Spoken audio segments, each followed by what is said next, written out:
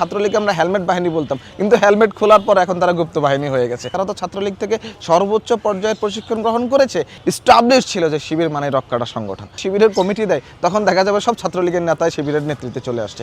এই কারণে তারা তাদের কমিটিগুলো পরিপূর্ণ করছে না। আমাদের ঢাকা বিশ্ববিদ্যালয়ের সভাপতি গণেশচন্দ্র রয় সাহস নিজেই বলেছে যে যদি ছাত্রদলের কেউ এরকম গণরুম গেস্টরুম কালচারের সাথে জড়িত থাকে এবং শিক্ষার্থীদের নিপীড়নের সাথে জড়িত থাকে, সে বাদী হয়ে মামলা করবে। এরকম কনফিডেন্স কি কোনো ছাত্র শিবিরের গুপ্ত সংগঠনের আছে? ডাকসুর জিএস ফরহাদ হোসাইন যে কথাগুলো বলেছে, তার মানে আমি দুই একটা কথা উল্লেখ করে বলতে চাই।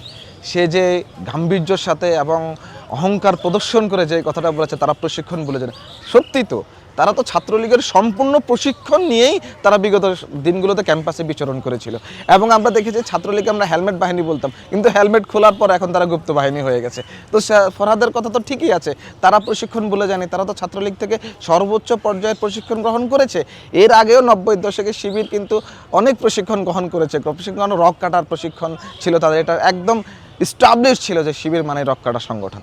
সুতরাং এই জায়গাটাতে ফরহাদের কথা তো এটা হবেই, কারণ তারা প্রশিক্ষিত সন্ত্রাসী। তারা ছাত্রলীগের ছায়াতলে থেকে, ছাত্রদের লীগ থেকে যেভাবে প্রশিক্ষণ গ্রহণ করে সাধারণ শিক্ষার্থীদের উপর হামলার যেই কার্যক্রম তারা রপ্ত করেছে, যে কৌশল তারা রপ্ত করেছে, সেটা ফরহাদ মানে প্রদর্শন করবে বলেই তো সে এই কথাটা বলতে বাধ্য হয়েছে, এই কথাটা বলেছে সে। দেখুন, বাংলাদেশ জাতীয়তাবাদী ছাত্রদল বিশেষ করে 5ই আগস্টের পরবর্তী সময়তে প্রতিটি ক্যাম্পাসে শিক্ষা বান্ধব, শিক্ষার্থী বান্ধব, শিক্ষার পরিবেশের মান উন্নয়ন এবং ক্যাম্পাস স্থিতিশীল রাখার জন্য সর্বোচ্চ প্রচেষ্টা করেছে। কখনো প্রতিযোগিতার মাধ্যমে করেছে, কখনো বা শিক্ষার্থীদের পাশে দাঁড়িয়ে শিক্ষার্থীদের সুবিধা অসুবিধা এবং আগামী সুন্দর সমৃদ্ধ বাংলাদেশ কীভাবে বিনির্মাণ করা যাবে সেই প্রেক্ষিতে সাধারণ শিক্ষার্থীদের সাথে বাংলাদেশ জাতীয়তাবাদী ছাত্রদল ভিউ এক্সচেঞ্জ করেছে।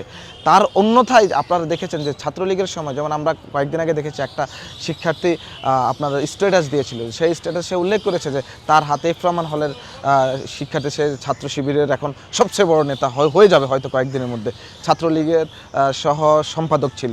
সেই জায়গায় সে কী করতো, ওই সাধারণ শিক্ষার্থী গণরুমে থাকতো, দেখায় ওই শিক্ষার্থীর সিগারেট আনাতো। সিনিয়র হওয়ার কারণে জুনিয়র দিয়ে সিগারেট আনার প্রচলনটা কিন্তু ক্যাম্পাসগুলোতে এতটাই প্রকট ছিল না। কিন্তু ছাত্রলীগের যে চরিত্র, সেই চরিত্র শিবিরের মধ্যে বিদ্যমান। সেই ছেলেটা 5ই আগস্টের পরবর্তী সময় শিবিরের সবচেয়ে বড় নেতা হয়ে গেছে। সুতরাং আপনি এই কার্যক্রমগুলো কারা করে? এবং আপনি দেখবেন প্রতিটি ক্যাম্পাসে ছাত্র শিবিরের তেমন পূর্ণাঙ্গ বড় কমিটি নেই। কেন নেই? তারা গুপ্ত থেকে এই গেস্ট রুম কালচার, এবং তারা তো বেশিরভাগ সময় ছাত্রলীগের সাথে ফুটে উঠেছে। আপনি যদি মনে করেন যে শিবিরের কমিটি দেয়, তখন দেখা যাবে সব ছাত্রলীগের নেতায় শিবিরের নেতৃত্বে চলে আসছে। এই কারণে তারা তাদের কমিটিগুলো পরিপূর্ণ করছে না, এবং তাদের গেস্ট রুমের যে কালচারটা তারা ছাত্রলীগ সৃষ্টি করে গিয়েছিল, তার ধারাবাহিকতা তারা কিন্তু এটা গুপ্তভাবে এটা এখনও কিন্তু চালিয়ে যাচ্ছে। আর সেই কথাটা ছাত্রদলের উপরে চাপিয়ে দেওয়ার চেষ্টা করছে। কিন্তু আপনি এমন কোনো প্রমাণ দেখাতে পারবেন বাংলাদেশ জাতীয়তাবাদী ছাত্রদল 5ই আগস্টের পরবর্তী সময়ে অথবা 12ই ফেব্রুয়ারি নির্বাচনের পরে বিএনপি রাষ্ট্র পরিচালনার দায়িত্ব আসার পর থেকে কোনো ক্যাম্পাসে কোথাও কোনো শিক্ষার্থীর বিরুদ্ধে, কোনো ছাত্রনেতার বিরুদ্ধে আপনি দেখেছেন কোনো ধরনের গেস্টরুম কালচারের প্রবর্তন বা গেস্টরুম কালচারের কার্যক্রম বা শিক্ষার্থীদেরকে নিপীড়ন অত্যাচারের কোথাও কোনো প্রমাণ আছে কিনা? যদি থাকে তাদেরকে এটা নিয়ে সামনে আসতে বলুন।